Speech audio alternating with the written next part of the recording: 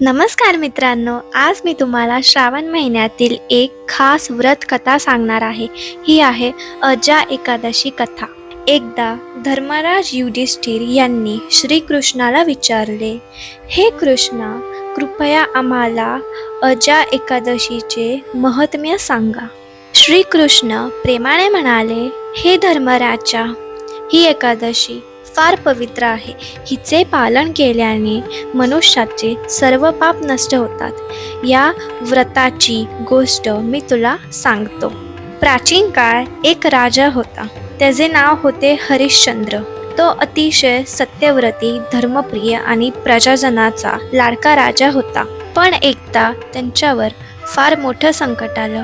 महर्षी विश्वामित्रांच्या प्रभावामुळे त्यांना आपलं संपूर्ण राज्य दान करावं लागलं. राजा, त्याची पत्नी शैव्या आणि मुलगा रोहिताश्वर हे तिघही जंगलात गेले.